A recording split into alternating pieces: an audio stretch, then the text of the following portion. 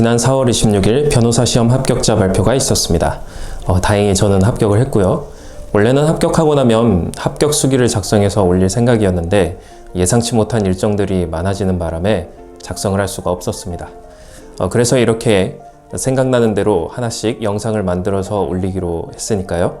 하나씩 천천히 봐주시면 감사하겠습니다.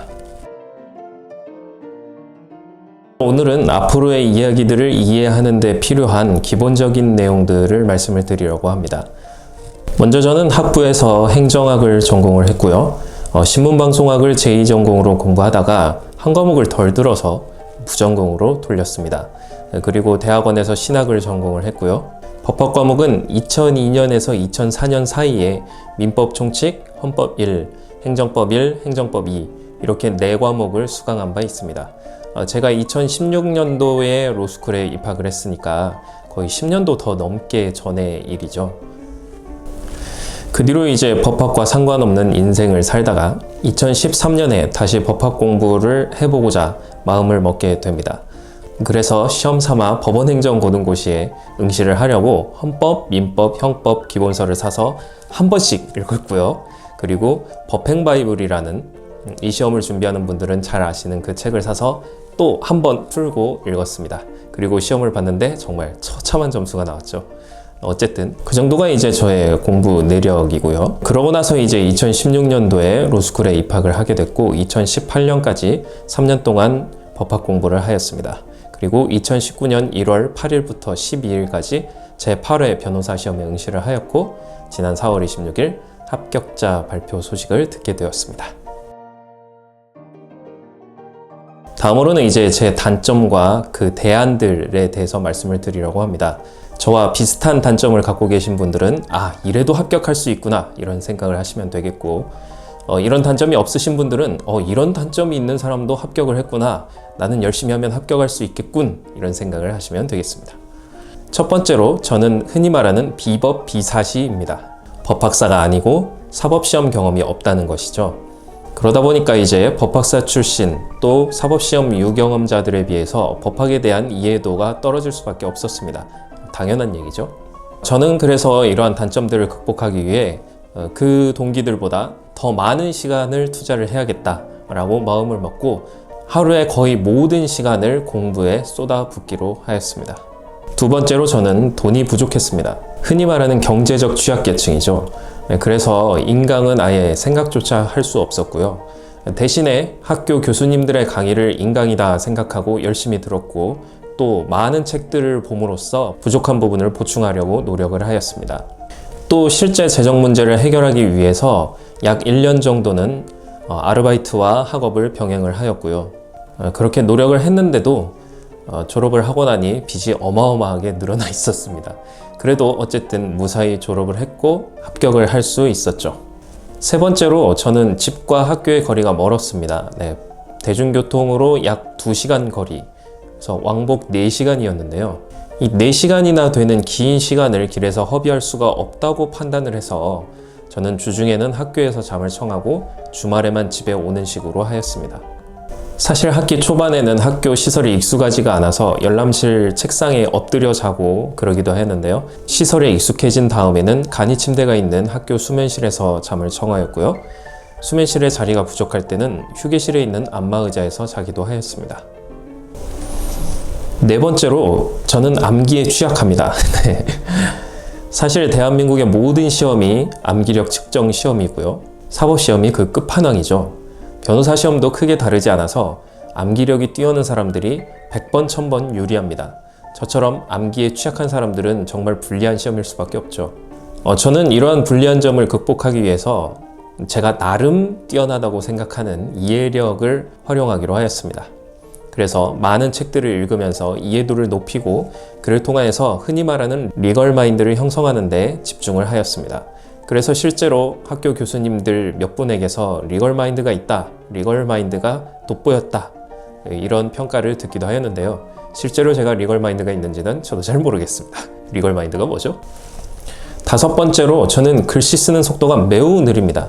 1학년 때 제가 측정해 본 바로 동기들에 비해서 약 65%에서 70% 정도 되는 분량밖에 쓸 수 없는 그런 느린 글씨를 가지고 있었는데요.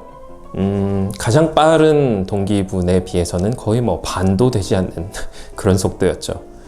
실제로 2학년 때 어떤 교수님으로부터 이게 매우 심각하다, 변호사 시험에 합격할 수 있을지 잘 모르겠다, 이런 평가를 들을 정도로 정말 느린 글씨 때문에 분량이 나오지 않는 그런 어려움을 겪었습니다. 그래서 저는 이러한 단점을 극복하기 위해 답안 작성을 최대한 간단 명료하게 하자라는 목표를 세우고 모든 문장들을 압축해서 쓰도록 노력을 하였습니다. 공부를 할 때에도 어떻게 하면 이 긴 문장을 최대한 짧게 요약해서 설명할 수 있을지 고민을 하였고요. 실제 답안을 작성할 때도 시간 안에 모든 문제를 쓸 수 있도록 짤막짤막하게 쓰는 연습을 하였습니다. 그 결과 3학년 때 민사실무 사례연구라는 과목에서 교수님으로부터 쟁점은 다 정확하게 맞췄으나 서술이 풍부하지 못하다라는 평가를 들을 정도까지는 올라갈 수 있었습니다. 이상 5가지 단점과 그 대안을 말씀을 드렸는데요. 앞서 말씀드린 것처럼 저랑 같은 비슷한 단점을 갖고 계신 분들은 이런 대안 또는 본인 나름의 다른 대안을 마련을 해서 충분히 극복 가능하니까 실망하지 않으셨으면 좋겠고요. 이런 단점들이 없으신 분들이라면 훨씬 더 좋은 점수로 합격하실 수 있으니까 희망의 끈을 놓지 마시고 끝까지 달려가시기 바랍니다. 다음으로는 제가 본 책들, 교재들에 대해서 말씀을 드리도록 하겠습니다. 먼저 공법입니다. 기본서로 기본강의 헌법, 핵심 강의 헌법, 단권화 헌법 강의, 헌법 중요 판례 250, 헌법재판연구원 실무수습 교재 총 2권, 정영근 행정법, 행정법 엑기스, 핵심 강의 행정법을 봤습니다.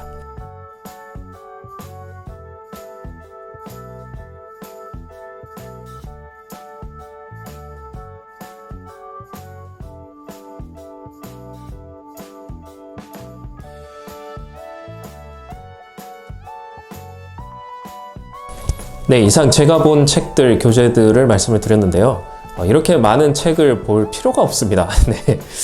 저는 이제 인강을 대신하기 위해서 책을 최대한 많이 보자 해서 이렇게 많이 본 것이고요. 그런데 이렇게 많이 보고 나니까 그냥 몇 권만 보고 인강을 몇 개 들을 걸 하는 생각이 들더라고요. 근데 뭐 처음에는 인강의 가격이 부담스럽기 때문에 어쩔 수 없는 선택이었습니다. 다 결과론적인 얘기죠. 어쨌든 여러분은 형편이 되시든 안 되시든 책은 이렇게 많이 보실 필요 없고 한 종류의 한 권씩 정도만 사서 집중적으로 반복해서 보시면 될 것 같고요. 대신 이해가 잘 안 되거나 하는 과목들은 인강을 들으시는 것을 추천을 드립니다. 그리고 이제 한 종류의 한 권씩 사시는 거는 괜찮지만 그 이상 인강을 듣는 거는 어렵다 하시는 분들도 계실 거예요, 분명히. 저는 뭐 빚을 내서라도 공부를 해야겠다라는 생각을 가지고 공부를 했지만 그럴 수 없는 분들도 계실 테니까요. 그런 경우에는 최대한 학교 교수님들 그리고 동기들 중에 각 과목별로 잘하는 동기들이 있어요. 동기들 미안하지만 동기들의 도움을 좀 받으시기를 바라고요. 저도 도와드릴 수 있는 부분들은 도와드리도록 하겠습니다. 이 영상을 보시는 여러분들은 저와 이제 인연을 맺은 거니까요. 제가 얼만큼 도울 수 있을지 모르겠지만 힘이 닿는 한 도와드릴 테니까 도움을 요청하시면 되겠습니다. 자, 오늘은 이렇게 해서 앞으로의 이야기들을 이해하는 데 필요한 기본 배경들을 말씀을 드렸습니다. 자, 앞으로 계속해서 변호사 시험 준비 또 법학 공부와 관련해서 영상들을 하나씩 올려드릴 계획인데요. 혹시 궁금한 점 있으신 분들은 아래에 댓글 남겨주시기 바라고요. 댓글 남기는 게 부담스럽다 하시는 분들은 메일 주소를 영상 내용 설명하는 곳에 적어둘 테니까 메일 보내주시면 앞으로 영상을 만드는 데 참고하도록 하겠습니다. 시청해주셔서 대단히 감사합니다. 저는 다음 영상에서 뵙겠습니다.